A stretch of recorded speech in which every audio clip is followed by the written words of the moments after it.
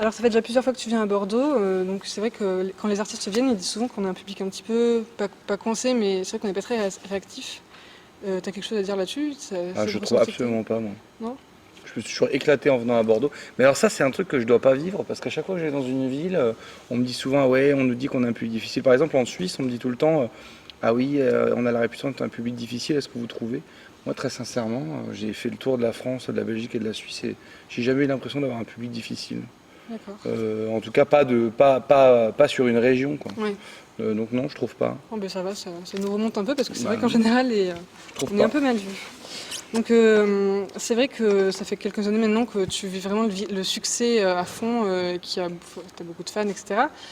Ça fait quoi d'un coup d'avoir autant d'enthousiasme, des gens qui font des kilomètres pour te voir? Ça fait quoi de passer comme ça à la lumière d'un coup? Bah, ça fait plein de choses. Ça fait... C'est une question large. Ça fait beaucoup de choses. Ce serait difficile de répondre en Ouais, une phrase, mais c'est sûr. le principal truc que je ressens, c'est d'avoir l'impression d'avoir beaucoup de chance et puis très peur de perdre ça. J'ai très peur de le perdre. Peur de le perdre surtout.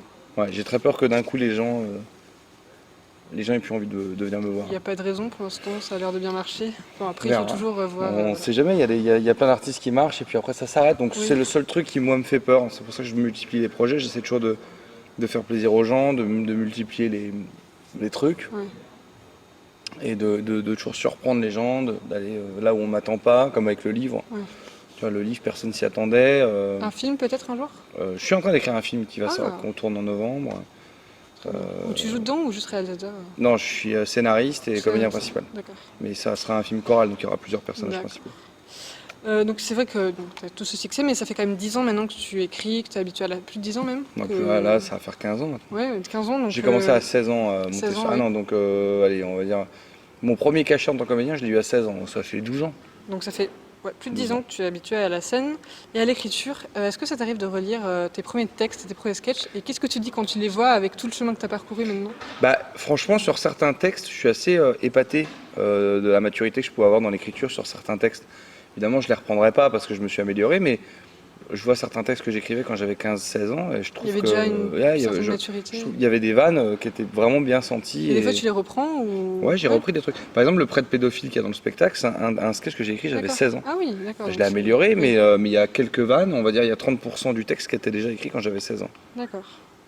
Justement, donc, tu as fait beaucoup de scènes. Est-ce que le track est encore présent, que ce soit à la télé ou sur Oui, scène? oui, énormément. Toujours tant. Même ce soir, tu as fait des salles beaucoup plus grandes, j'imagine. Est-ce qu'il y a quand même du track Il y a toujours du trac avant de monter sur scène. J'ai plus de stress à la télé. Ouais, parce que quand c'est en direct. Et puis parce que c'est impitoyable la télé, tu vois. J'ai fait plus de 130 sketchs à la télé, il suffit qu'il y en ait un qui soit un peu moins bien et les gens Ouais. vont me dire ah mais C'est vrai celui-là que est moins bien. tu as un humour qui est assez. Voilà, enfin, il faut aimer. Donc, il y a eu beaucoup j'imagine, de critiques là-dessus. Ça c'est pas grave, une critique Non, parce c'est qu'on pas a grave. été choqué parce que j'ai fait ça, c'est pas grave. Moi une critique qui me fait plus mal au cœur, c'est d'entendre ah il était moins drôle celui-là. Ça me fait plus mal au cœur que espèce de connard, pourquoi tu Ouais. dis ça sur les Au noirs? contraire, Ça c'est pas grave, ça me fait rire. Oui. Si les gens comprennent pas mon humour, Oui. ça c'est pas grave. Mais non, ce qui me fait plus mal au cœur, c'est des fois tu vas faire 4 sketchs excellents, t'en fais un cinquième, et C'est puis souvent ça les quand gens vont on- venir te voir sur ton mur Facebook ou sur ton C'est Twitter souvent en le te cas disant, quand... et tu Ouais. dis c'est quand même incroyable, c'est des gens qui sont censés m'aimer sur ma page, et t'as l'impression qu'ils attendent la moindre occasion pour te C'est ça. défoncer. Et des fois j'en arrive même à me dire, est-ce que je vais continuer à aller sur Facebook, parce que Ah oui, à ce moment-là. c'est des fois franchement tu te dis, moi je suis très proche de mes fans, quoi. Et c'est Ouais. vrai que t'as l'impression qu'ils attendent le moindre truc pour critiquer, c'est un peu... Tu vois, quand j'ai annoncé que j'allais chez Hanouna, j'ai reçu plein de critiques, ah tu vas chez Hanouna, machin Ouais. et tout. Là je annonce que je vais sur France 2, je reçois le même nombre de critiques. Et je l'ai signalé d'ailleurs sur un statut, je disais c'est marrant, quand j'ai eu autant de critiques en disant que je vais chez Hanouna que je retourne sur France 2. Et du coup je trouve que les gens, depuis qu'on a donné aux gens la possibilité de donner leur avis, etc., je trouve qu'ils s'en servent plus pour critiquer que pour apporter un avis constructif ou pour essayer d'avoir un peu de recul sur ce qu'ils disent. Parfois je crois qu'ils se rendent pas compte qu'ils s'adressent à un être humain en fait. C'est vrai que souvent, il y a plein d'artistes de la télé, des personnalités qui ont eu un parcours incroyable. Une seule erreur et tout de suite, c'était Ouais, c'est flot pour ça, d'insultes. des fois les gens, mais je crois que c'est parfois une mentalité un peu française, on aime bien on aime bien critiquer les gens qui... Ouais. En fait, on aime bien voir les gens réussir, mais on aime aussi bien les voir tomber, en fait. Il y a un côté un peu comme ça, qui parfois, moi, me gêne. Mais après, je suis une personnalité publique, donc j'accepte la critique, c'est normal, Oui, hein. c'est normal. Ça fait partie du métier, tu vois. Mais des fois, c'est vrai que je suis quand même un peu surpris. Est-ce qu'il y a un artiste que tu rêves de rencontrer, un idole que tu as depuis que tu as commencé, ou avant même? Ben, moi, c'est Palmade qui m'a donné envie de faire ce métier. J'ai eu la chance déjà de le rencontrer. J'aurais adoré rencontrer Pierre Desproges. Ouais. Euh, Après, il y a des acteurs que j'aime bien. J'aime des gens comme Vincent Cassel, par exemple, qui sont pour moi, moi je crois, je pense, le meilleur acteur français à l'heure actuelle. Ouais, des gens comme ça, j'aimerais bien les rencontrer. Mais ça viendra, le cinéma n'est pas encore venu toquer à ma porte. Moi, je suis en train de toquer à la sienne avec mon Ouais. film. Pour l'instant, ils ne sont pas venus me chercher, mais j'y arriverai. On y croit. J'y arriverai. Alors, je vais pas trop parler du sujet de données parce qu'il a été beaucoup, je trouve, épuré et on en a trop parlé. Mais je voudrais juste te demander quelque chose. Est-ce que toi, tu aurais osé aller aussi loin que lui? Mais cette question, je peux pas répondre à cette question parce que ça veut dire aller aussi loin que lui. Ça veut dire que la manière dont tu poses ta question, ça veut dire que tu considères que tout ce qu'il a fait, c'était de l'humour. Ah oui, d'accord. Je peux pas aller. Enfin, tu vois, elle est Ouais. bizarre ta question, parce que tu me dis. Est-ce que, oui, dans l'humour, tu aurais osé aller... Mais je vais aussi loin que lui dans l'humour. C'est dans les propos en dehors Oui. du spectacle que je vais pas aussi loin que lui, D'accord. parce que je n'ai pas de problème avec la communauté juive, plus qu'avec la communauté musulmane ou chrétienne. Le problème de Dieudonné, c'est que le problème de Dieudonné, c'est qu'il a pris en obsession la communauté juive. Même s'il continue à dire qu'il voit les êtres humains comme des êtres humains et non comme des communautés et des appartenances.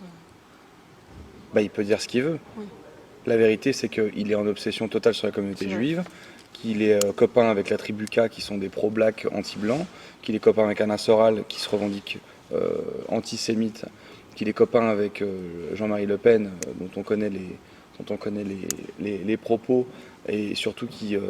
Non mais écoute bien ce que je dis, parce que c'est important, parce que tu as l'air... si tu t'intéresses au sujet, il faut Oui, vraiment oui, bien le vraiment, connaître. oui, oui. Euh, Tu connais les liens qu'il a avec le gouvernement iranien, notamment? Est-ce que tu sais qu'il perçoit de l'argent du gouvernement Ah iranien? non, ça je savais pas.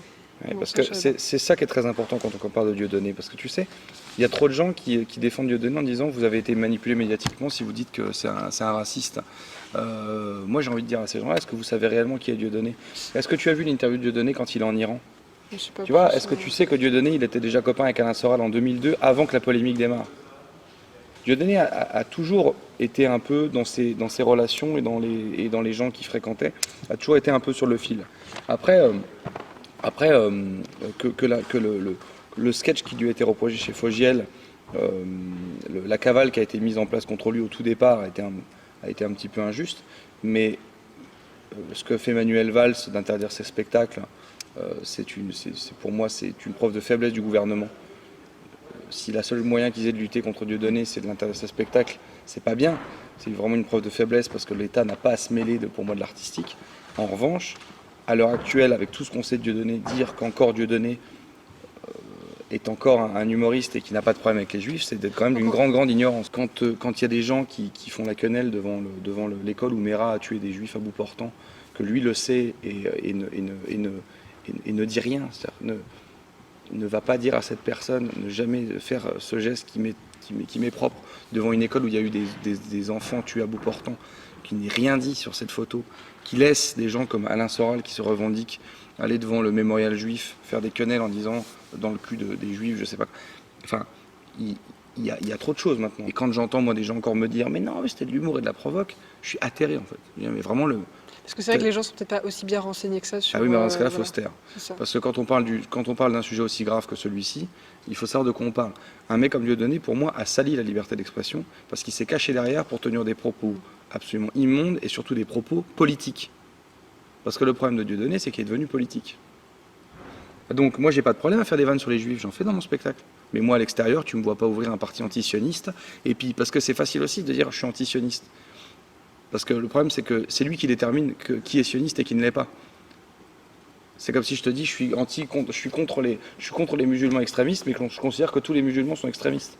Donc ça s'appelle du racisme. Donc ce que je veux dire, c'est que c'est un dossier sur lequel il faut être intelligent et qu'il faut bien connaître Oui, et il faut sur lequel il faut maîtriser bien comprendre. pour... Et il y a trop de gens ignorants qui disent oui, tu critiques Dieudonné parce que tu connais pas le dossier et parce que tu as été manipulé médiatiquement. Mais très généralement, ce sont ces gens-là qui connaissent le moins. Et si tu veux connaître la pensée fondamentale de Dieudonné, je t'invite à aller voir son interview qu'il fait en Iran. Tu tapes Dieudonné D'accord. interview Iran sur YouTube et tu verras, tu as 16 J'irai minutes voir ça d'interview. pour mieux me renseigner là-dessus.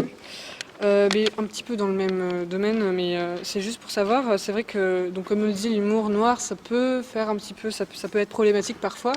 Est-ce que pour toi, l'humour noir, c'est vraiment, enfin, est-ce que ça pourrait faire évoluer les pensées Mais sur c'est là certaines pour ça. pensées, ou est-ce que c'est juste par divertissement, pour Non, rire de non, la connerie l'humour humaine? noir, c'est fait pour dénoncer, Ouais. c'est fait pour pointer du doigt l'extrémisme, c'est fait pour se moquer des idiots, c'est fait pour dénoncer le racisme, l'homophobie, la misogynie. L'humour noir est là pour pointer du doigt les horreurs de ce monde et les dénoncer. En aucun cas liguer les gens les uns contre les autres. Donc oui, c'est vrai que l'humour est censé rassembler, et là, on apprend que ça divise plus qu'autre chose, Ah ben justement. ça divise, ça attise la haine surtout.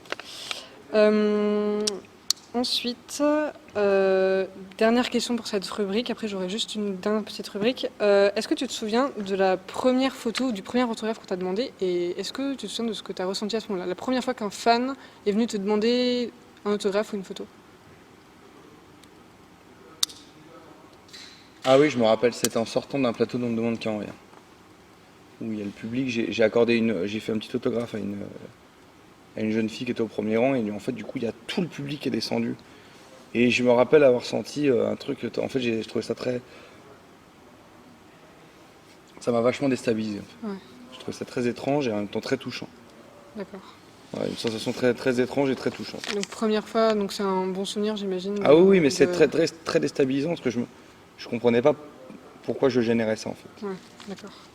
Donc maintenant, j'ai une petite série de questions. En fait, c'est par proposition enfin, c'est deux propositions, et c'est à toi de dire laquelle tu choisis D'accord. le plus vite possible, en fait. D'accord. Alors, être handicapé noir ou être homo et gros? J'ai pas compris le premier. Être handicapé, tu préférais être handicapé noir ou homo et gros? Homo et gros. Rock ou rap? Rap. Sucré ou salé? Salé. La télé ou la scène? La scène. Marine Le Pen ou François Hollande? François Hollande. Comédie romantique ou film d'horreur? Comédie romantique. Facebook ou Twitter? Facebook. Noir ou blanc? Noir. Campagne ou ville? Ah, tu vois ça, ça dépend les moments. On va quand même dire campagne. Chaussures de ville ou chaussures de sport? Chaussures de sport. Jean Benguigui ou Catherine Barma? Catherine Barma. Et donc normalement, la prochaine artiste que je reçois sur mon blog, c'est Franck Dubosc. Mhm. Alors, est-ce que tu aurais une question à poser à Franck Dubosc?